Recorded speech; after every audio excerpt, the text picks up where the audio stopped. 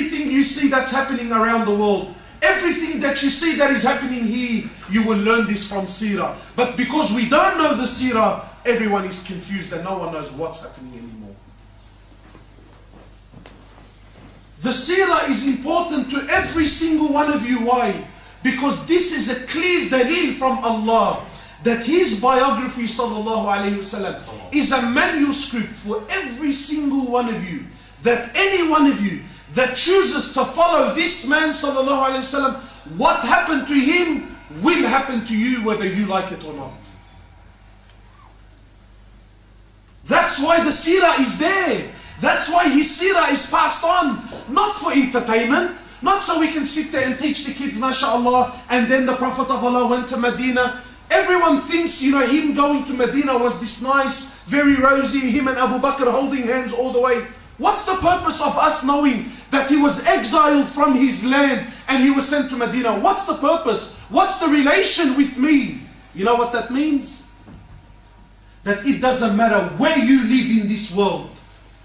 If you choose to follow Deen, there will come a time, yes, even in Copenhagen, there will come a time where you will be forced to leave this place, whether you like it or not. None of you are better than Muhammad sallallahu alayhi wasallam. None of you understood Deen more than him. None of you has better adab, better akhlaq, better relationship. Yet Allah forced him to leave. What makes you think there's not coming a time where you will have to leave this place? No, people tell me, no brother, if we just stay quiet, it's just a storm, we're waiting for the storm to blow over. If everyone just shuts his mouth and everyone does his work and everyone prays his salah, we will be fine. You miskeen, you have no idea of seerah of Rasulullah sallallahu alaihi wasallam. That's why you think like this, that's why you act like this. The best habib to Allah was Muhammad sallallahu alaihi wasallam. The best ummah to ever walk the earth were the Sahaba. Yet they were forced to leave their homelands. They were forced to move their homelands. Why? Please, my brothers in the back, if we can move forward. May Allah subhanahu wa ta'ala reward you. Khalas, akhi, malash. Please, everyone in the back, please move forward. Why is the seerah important? Why?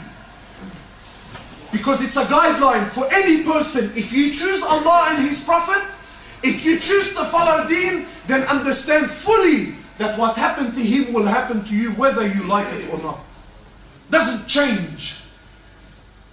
Doesn't change. People told me, look at the world that we live in. We're supposed to be living in the West, democracy and freedom of speech. Wallahi, this applies to everyone except the Muslim. Not new. In Mecca, everything happened in Mecca. Don't think we live today in democracy.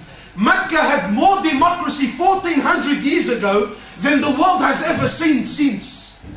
Everything and anyone was allowed in Mecca. Jews, Christians, everything was allowed in Mecca. Pagans, atheists, everything was there and everything was welcomed and they all lived in peace and harmony. They all lived in peace and harmony. Until one man decided to say La ilaha illallah, then all hell broke loose. All hell broke loose. Why? Why? Laws will change. Wallahi, they will implement laws that goes against constitution. Now, this Donald Trump, he's trying to say that, he will impose laws that goes against the very constitution of the country. Wallahi, it will pass and the people will love it and it will be accepted so long as it's against the Muslims and not against anyone else. You think this is new? Do you think this is new? For the Meccans, any person coming into their land was a guest, and it was a sunnah for the Arab, not Muslims. It was a sunnah for the Arab that anyone that enters their country, he is your guest, you are to honor him and protect him. Yet when it came to exiling Rasulullah sallallahu alaihi wasallam, they all stood together united at this. Why is this important? No one talks about this part of the seerah, eh? Why is this important? So long as you choose to follow Deen, so long as you choose to follow the Sunnah, then wait for everything that happened to him. By Allah, it's coming to you whether you like it or not. That's Deen. And there will come times of compromise. There will come times where they will try to compromise with you. That, hey, we don't have a problem. You want a masjid? We'll give you a masjid. You want to pray? Pray. You want to fast? Fast. Just don't bring your Islam outside onto the streets. Do you think this is new? You think this is new? Obviously, because we don't know Sirah. No, this is not new. They presented your Prophet with the same thing. They said to him, Ya Muhammad,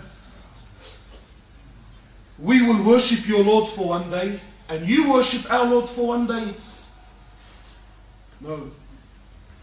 But Ya Muhammad, we will worship your Allah for 1 week. You worship our gods for 1 day. No. We will worship your Allah for 1 year, Ya Muhammad. We will worship Allah for 1 year. All that we ask, Ya Muhammad, bring peace, but khalas, enough fighting, Ya Muhammad. How much more do you want, Ya Muhammad? Please, Ya Muhammad. We will worship Allah for 1 year. You just worship our gods for 1 day. No. Ya Muhammad, what do you want? You want money? By Allah will make you the richest man in Mecca. No. You want women, Ya Muhammad? Do you want women? Is this why you're doing all this? You want women? We will choose the prettiest, the most beautiful of women, and we will marry them all to you. No. Work with us, Ya Muhammad, work. We've given you every option. Look at the strategy. This man doesn't want peace. This man doesn't want to live. Look, we gave him every option and he refused. And his uncle said to him, please, Ya Ibn Akhi, please. Oh my nephew, khalas ba, enough.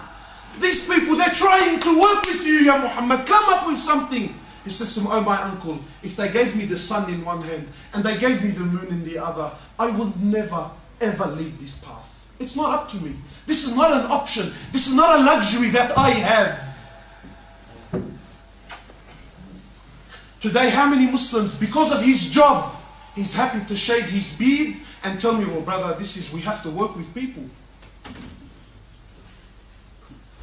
How many brothers who his wife, he really wants his wife to wear niqab. In his heart, he knows that he's, but brother, these people don't understand.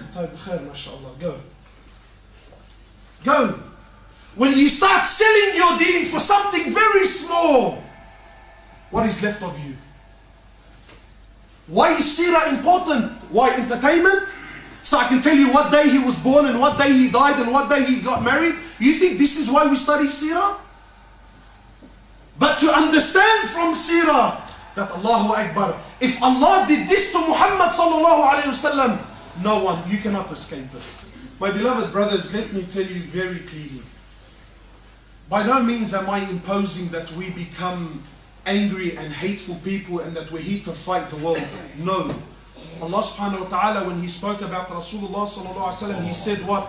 He said, we have sent you as a rahmah lil alameen, Ya Muhammad. We sent you. I'm not telling you what the mashayikh think of Rasulullah. Allah testifies in Quran that we sent you, O Muhammad, as a rahmah for humanity.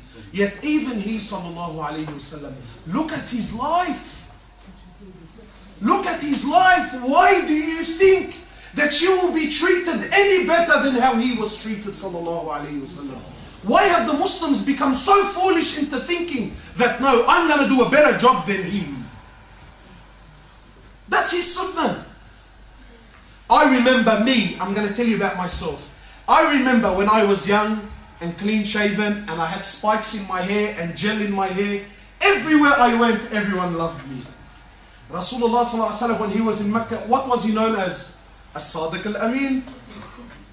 Everyone loved Rasulullah, the Muslim. Everyone loved it, the non-Muslim. He was As-Sadiq al-Amin, the most loved young boy in Mecca. I remember when I was young, everywhere I went, Ahlan wa sahlan bi Muhammad, Ahlan wa sahlan. Wallahi, I had lots of non-Muslim friends and we used to go to clubs and have fun. And yes, we are exactly the same and let's just all get along and everything was fine. Everyone loved me. But as soon as I started growing a little bit, as soon as I started to look a little bit different to the next man, what happened to Muhammad? What happened to him? Who's he hanging out with? Allahu Akbar. What happened? Last week I was with you in the club. Last week I was with you in the office. Last week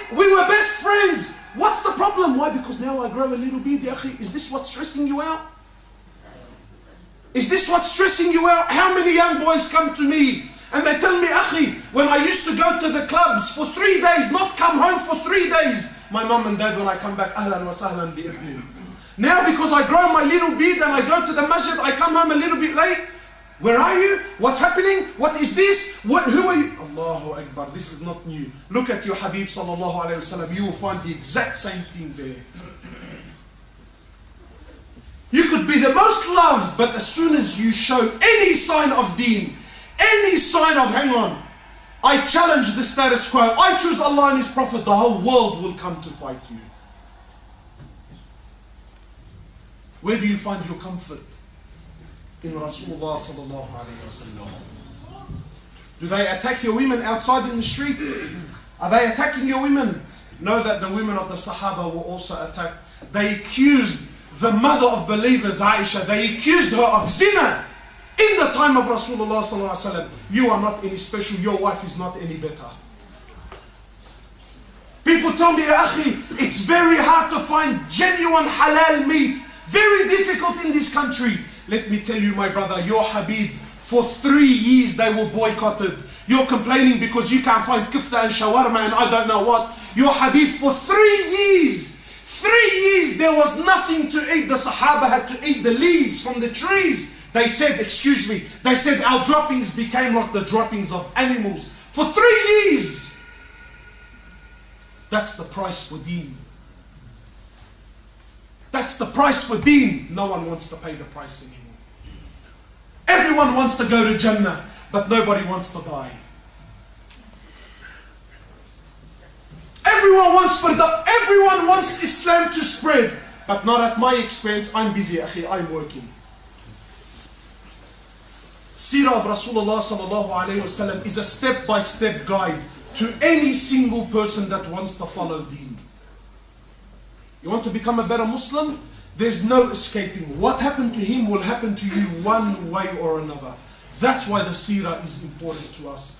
That's why we need to start studying the seerah. Not in point form. I don't want you to study seerah so you can tell me what day he was born and what day he died and what day he did his migration. To me that doesn't matter to me. But we study the seerah. We teach it to our children. We teach it to ourselves. Why? To have a better understanding. What happened to him will happen to you if you choose his path. I hope I have made this clear. We ask Allah subhanahu wa ta'ala to make us of those who learn and follow the seerah to the absolute T. نسأل الله عز وجل أن يغفر للمؤمنين والمؤمنات الأحياء والأموات. We ask Him subhanahu wa ta'ala to guide every single human being onto the way of Rasulullah sallallahu alayhi wa sallam. We ask Allah subhanahu wa ta'ala to give victory to the Muslims wherever they are, wherever they're fighting, struggling, hungry, in need. Ya Allah, be with them, help them, shade them, shelter them, clothe them, feed them. Ya Allah, give them victory, give us victory. Ya Allah, unite their hearts and unite our hearts. Ya Allah, guide every single human being. Ya Allah, guide every single soul on the face of this planet to the deen, to your Habib sallallahu alayhi wa sallam. Wa nusalli ala al-Habib sallallahu alayhi wa sallam. Subhanaka Allahumma bihamdik. Ashhadu an la ilaha illa ant. Astaghfiruka wa atubu ilayk. قوموا بصلاتكم.